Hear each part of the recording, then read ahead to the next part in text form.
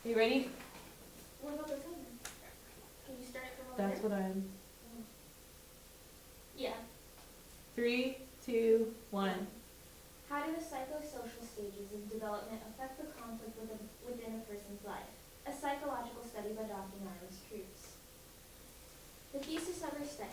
The purpose of the study is to understand how Erik Erikson's psychosocial stages of development affected these people's lives and how it's affected these people's lives and who they are. From this stems the conflict within their lives. Every experience we go through as human beings is what influences our choices and shapes us as people, no matter our demographic background. The psychosocial stages of development. Renowned developmental psychologist and psychoanalyst Erik Erikson created what is known as the psychosocial stages of development, a series of stages. A psychological theory of development over a person's life focused on ego. Every stage of a person's life is defined by a crisis they face, and every stage of their life is defined by the ending of is resolved with two possible outcomes. The psychosocial stages are as follows: trust versus mistrust, autonomy versus shame, initiative versus guilt, industry versus inferiority, identity versus role confusion, intimacy versus isolation, generativity versus stagnation, and ego integrity versus despair. They follow in chronological order, although the only ones that we'll be focusing on are trust versus mistrust, initiative versus guilt, industry versus inferiority, identity versus role confusion, intimacy versus isolation, generativity versus stagnation, and integrity versus despair. The background of our study subjects. Cadence Sinclair Eastman is an upper-class, elite, self-isolated Caucasian adolescent female. She suffers from amnesia and PTSD, believed to have been caused by a traumatic brain injury and residual guilt over her involvement in the family fire accident that killed both of her cousins and her boyfriend. She identifies as part of the Liars and titles her diary, "We Were Liars." Charlie Gordon is a mentally handicapped 32-year-old with an IQ of 68. He was rejected by his mother because of his handicap, and his one goal in life was to become smart. He has low self-worth and self-esteem and is ostracized after his procedure. He idolizes his female teacher, Mrs. Kenyon, and titles his journal "Flowers for Algernon." Cadence's conflict. We set this fire, and it's burning down Claremont, burning down the palace of the king who had 3 beautiful daughters. Cadence Sinclair, chapter 58, pages 10 to 11 of her diary. Cadence's conflict stems from the residual guilt from her part in the fire that claimed the lives of her 2 cousins and her boyfriend.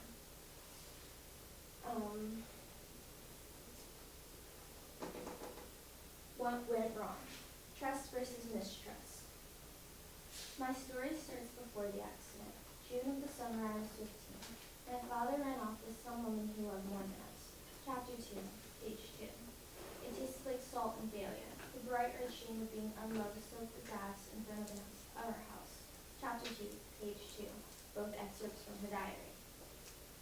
Despite the fact that Cadence is well past the age of the stereotypical trust versus mistrust,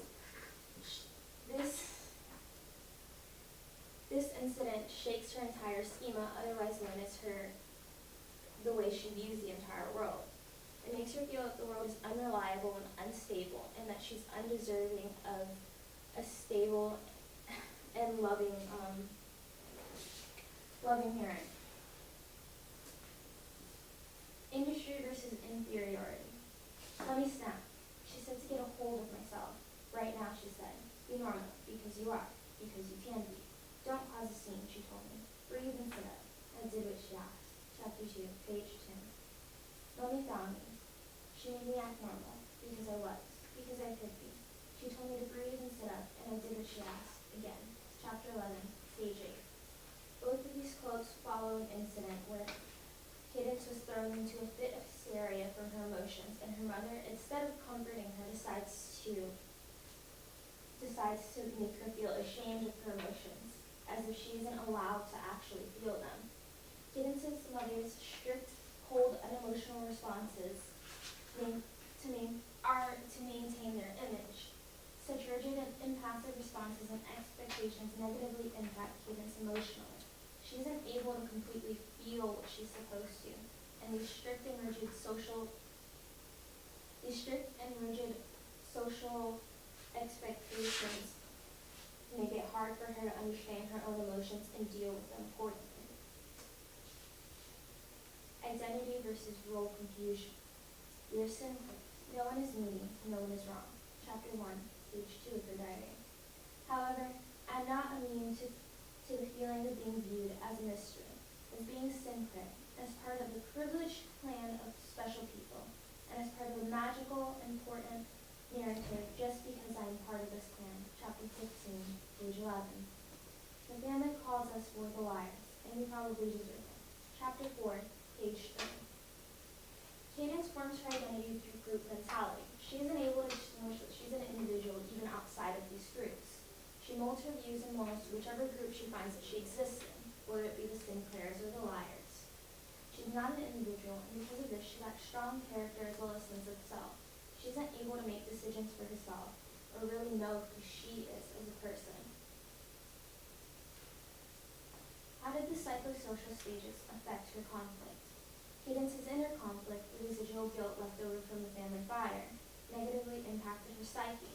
It manifested in things such as depression, insomnia, PTSD, and amnesia. Her conflict was caused by rash and careless decisions of herself and her cousins, as well as that. A sense of mistrust, inferiority, and role confusion caused by the turbulent and toxic familial situation she found herself in set the foundation for the decisions that she made.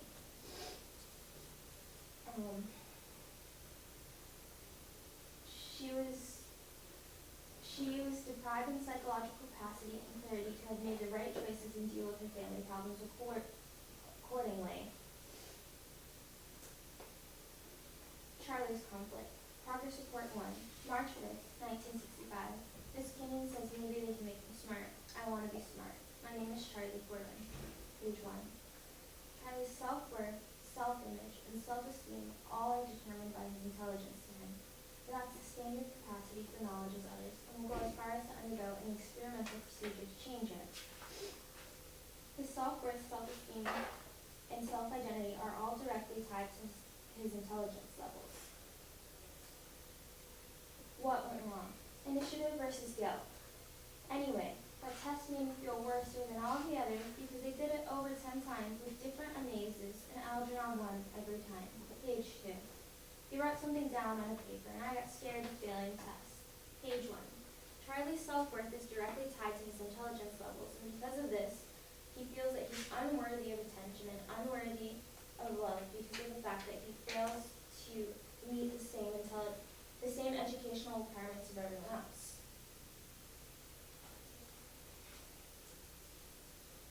Identity versus role confusion. They're really my friends and they like me. Page 5. I don't know what that means, but everybody likes me and we have fun. I can't wait to be smart like my best friends, Joe Clark and Frank Riley. Page 6. It's a funny thing I never knew, that Joe Clark and Frank and the others like to have me around to make fun of me. Now I know what it means when they say to cool with Charlie Gordon. I'm ashamed. Page 9. All of these quotes from Charlie's journal happened directly after hanging out with what he calls friends from his factory. They're his only form of social interaction. Because of this, he considers them his only friends, despite the fact they don't act the way you would expect friends to. They treat him poorly because of his lack of intelligence, as if he's lesser of a human being. Charlie isn't able to realize this till after his procedure, when his intelligence levels reach the point where he can understand the difference between a friendship and between belittling.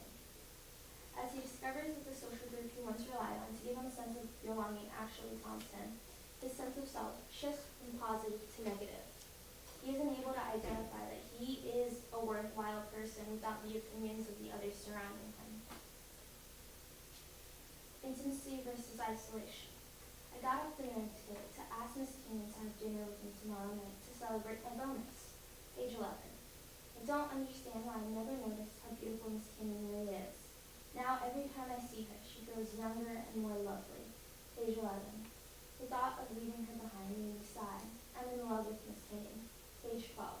Charlie finally reaches the average mental capacity of others his age, and he faces the crisis of intimacy versus isolation, whether he should make worthwhile loving relationships with others or spend his life alone.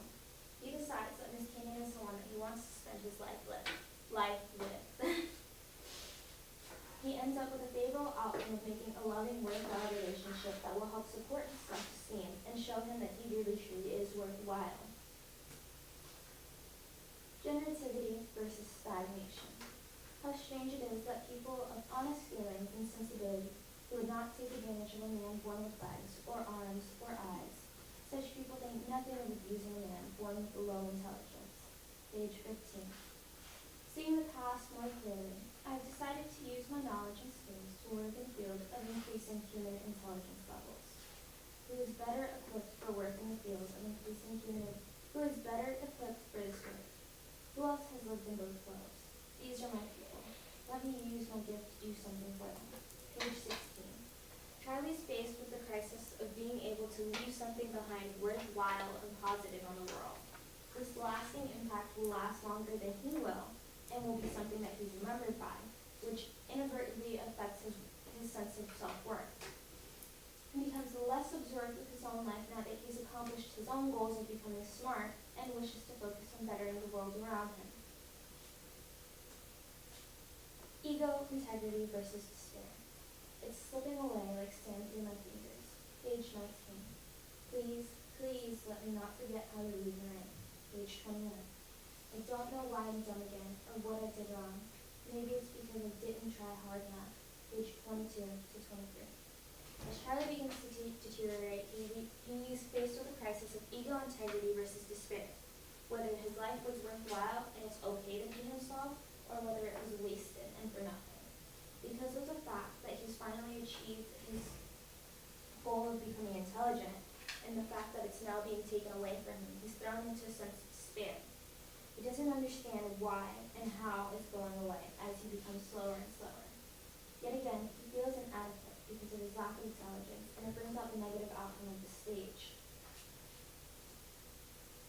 How did the psychosocial stages affect his conflict? Charlie's idea of a worthwhile life stemmed from the state of intelligence. You must be smart to have a worthwhile life and to mean something, otherwise you'll be unhappy. So he goes out of his way to become smart to the point of self-mutilation because of the fact that he doesn't have any self-worth. The conflict of his internal struggle is trying to determine his self-worth.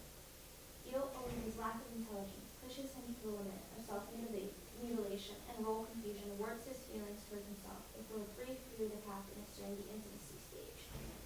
Afterwards, he faces generativity, and because of the happiness that he's now found in his life, he decides to leave a productive and worthwhile mark on the science community with what he's been given. But in the end, he faces despair as his last stage. He feels left worse off than before because he's finally gotten a taste of what he truly wanted, but isn't able to obtain it. The outcome of our study. The psychological stages of development tell a chronological order of possible outcomes we can experience in our lives. These outcomes predetermine our future choices in life. Because of the negativity that surrounded our study subjects from early on to the end of their lives, they were faced with many of the negative outcomes during their lives. These outcomes supported the negative traits within their personality, a cadence of self-righteousness that led to the decision to cause the fire, and Charlie's fear of failure that pushed him to decide to do the experimental procedure, despite the harm it would cost him. These unfavorable traits are what pushed them to make choices that were the catalyst for the conflicts, and eventually the catalyst for their unhappy lives. Where are they now? Cadence has gone on to pursue degrees in sociology, psychology, and religious studies, inspired by her late boyfriend, Gad.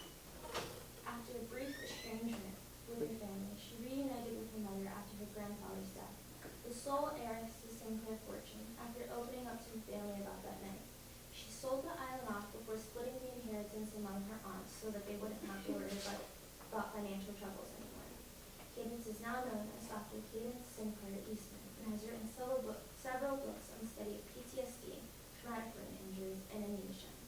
After Charlie's regression, we decided it best for him to go on to the Warren homeschool to prevent any more hurt, despite the quality of life that it would produce for him.